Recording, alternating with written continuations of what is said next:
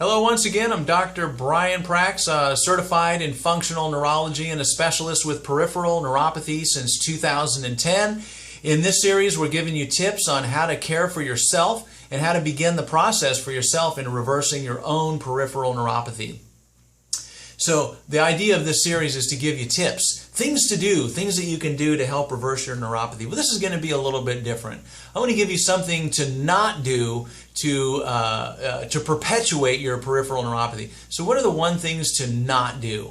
The thing to not do is to continually ignore your symptoms. Now, I hate to be a naysayer, and I'm a very positive guy, and I'm a bright and optimistic. I see the future is so bright and all that, but the one worst thing that you can do is to ignore your symptoms. With neuropathy, it gets worse. It does get worse. It's like cancer. If you let it fester, this thing will get worse. So what happens at first? You get a little tingling. No big deal. Get a little numbness then. Maybe it's just in your toe, maybe one or two. Then you notice it on the other side. Now it's in your foot. Now it's in both feet. Geez, if this thing gets worse, it could actually start going all in the feet. It could start getting into your fingertips, into your hands. It starts going to the ankles, halfway up the knees. Now, here's the thing with neuropathy. It's annoying. It for some people it can be painful, burning, tingling. It can be horrible. But the biggest thing about it is that over time, it can get so bad, especially in your feet, that you can start losing balance. And I wanted to cover that for you. So the worst thing you can do is ignore your neuropathy symptoms thinking, it'll get better. This gabapentin seems to be helping me out.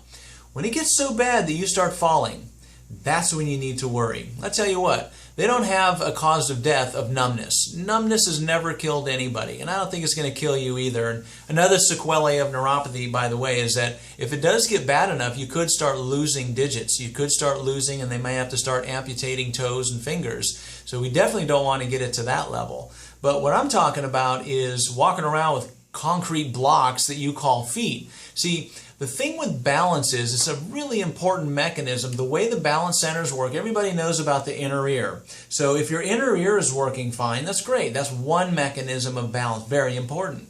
Well, your eyes are part of the balance mechanism as well. So as your eyes are seeing, it can see the horizon tipping, gives information to the brain, hey, the horizon is tipping.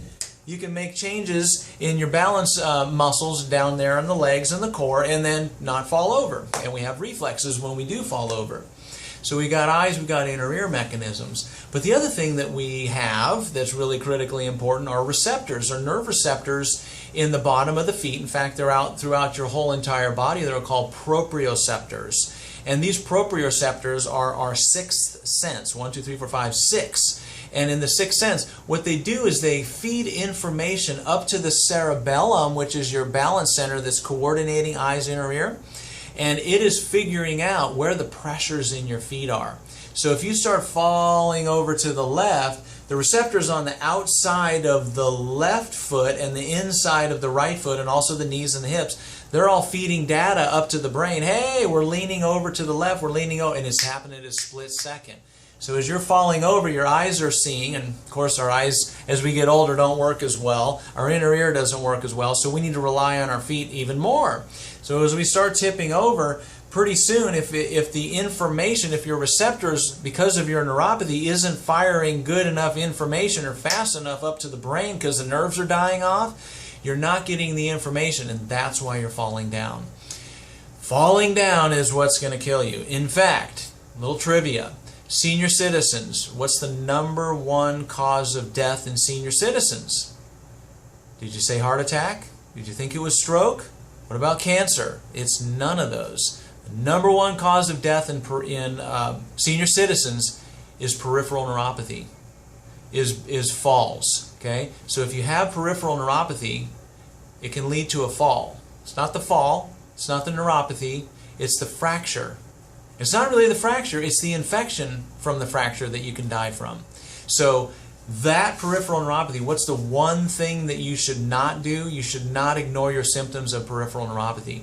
You should take the information that I'm giving you in these series from before and after this and start applying those. If you want to put yourself on a fast track and consult with somebody who's been doing this for a long time, feel free to call me. You can talk on the phone. I'd love to invite you down here. I'll show you around the office.